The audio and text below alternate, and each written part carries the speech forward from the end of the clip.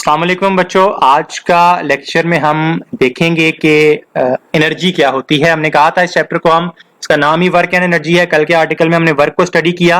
आज हम जो है एनर्जी देखेंगे, एनर्जी क्या है।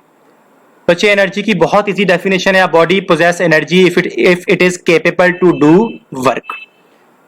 एनर्जी उस बॉडी में हम तब कहेंगे कि बॉडी के पास एनर्जी है, वो एनर्जी रखती है जब वो काम करने की सलाहियत, वर्क करने की सलाहियत रखती हो। मैं 3, 4, 5, 6 दिन कुछ ना खाऊं, मेरी बॉडी में एनर्जी नहीं रहेगी, मैं काम नहीं कर सकता। So I am not able to do work.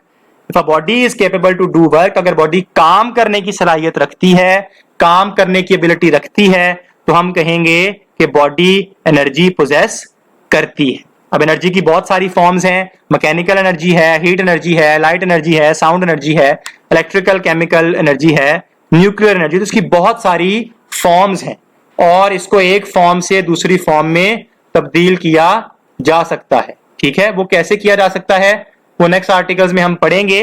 आज हम सिर्फ एनर्जी को पढ़ रहे हैं। एनर्जी की डेफिनेशन हमने पढ़ी। अगर एक बॉडी वर्क करने की एबिलिटी रखती है, वर्क करने के केपेबल है, तो हम कहेंगे कि वो एनर्जी पोजेस करती है। अब मैकेनिकल एनर्जी बच्चे, उसकी दो टाइप्स हैं। एक है काइनेटिक एनर्जी, दूसरी है पोटेंशियल एनर्जी। तो पहले हम काइनेटिक एनर्जी को पढ़ेंगे। इसमें स्टार्ट में लिखा है जी, moving air is called wind, और विंड की मदद से हम बोट्स को सेल कर सकते हैं। पुराने दौर में इससे विंड मिल्स चलाई जाती थी, और जो मूविंग वाटर है उसकी मदद से अगर आप देखें तो बहता हुआ पानी बहुत सारी चीजों को साथ बहा के ले जाता है। इसका मतलब है कि वो चीजों को साथ लेके जा रहा है, चीजों को मूव करवा रहा है, तो वो वर्क कर रहा है। और जो चीज वर्क कर रही है उसके पास एनर्जी है, और पानी मूव कर रहा है तो वो मूव करते करते साथ दूसरी चीज के ऊपर वर्क कर रहा है, यानी उसके पास तो एनर्जी है। तो वो काइनेटिक एनर्जी। और काइनेटिक एनर्जी कब होगी? जब वो किसी बॉडी के मोशन की वजह से हो। एक बॉडी के अंदर जो उसकी एनर्जी स्टोर्ड है या उसके पास जो एनर्जी है वो उसके मोशन की वजह से हो, तो उसको काइनेटिक एनर्जी कहते हैं। अब इसकी एग्जांपल मैं दूंगा। आपके पास एक बकेट ऑफ वाटर है, एक बाल्टी में पानी है। वो पानी जब तक बकेट के अंदर है वो मोशन में नहीं है, वो किसी चीज को साथ बहा के ले जाने की एबिलिटी नहीं रखता। लेकिन अगर आप उसके रास्ते में कोई बॉल रख दें उसके आगे और पानी को खुद उठा के फेंकें, तो पानी भी बहेगा, मूव करेगा, साथ बॉल को भी मूव करवाएगा। यानी कि जब पानी मोशन में आया तो उसके अंदर ये एबिलिटी आई कि वो वर्क करवा सके। जब वो मोशन में नहीं था तो उसके अंदर ये एबिलिटी नहीं थी कि वो वर्क करवा सके। तो ऐसी एनर्जी जो मोशन की वजह से हो, एक बॉडी जो मोशन की वजह से एनर्जी पोजेस करे, उसे काइनेटिक एनर्जी कहते हैं। तो यहां से हम ये बात भी कह सकते हैं कि जो एनर्जी ऑफ बॉडी होती है वो वर्क डन के बराबर होती है। जितनी एनर्जी उतना काम, तो energy is equal to work. तो हम इसको कैसे इसके आगे प्रूव करते हैं? हम कहते हैं कि हमारे पास एक बॉडी का मास m है और उसकी वेलोसिटी v है, और वो s डिस्टेंस कवर करने के बाद जो है वो रुक जाती है। ठीक है, एक बॉडी का मास m है, वो v वेलोसिटी से मूव कर रही थी और वो s डिस्टेंस तक मूव की, उसके बाद वो रुक गई। तो हमने उसकी काइनेटिक एनर्जी निकालनी है। हमने अभी कहा काइनेटिक एनर्जी वर्क डन के इक्वल होती है। So kinetic energy is equal to Fs, क्योंकि work done W is equal to Fs। आपने कल के लेक्चर में पढ़ा है, W is equal to Fs। अब मैंने कहा बॉडी वेलोसिटी v से मूव कर रही थी और वो कुछ डिस्टेंस s कवर करने के बाद रुक गई, तो इनिशियल वेलोसिटी उसकी हो गई v।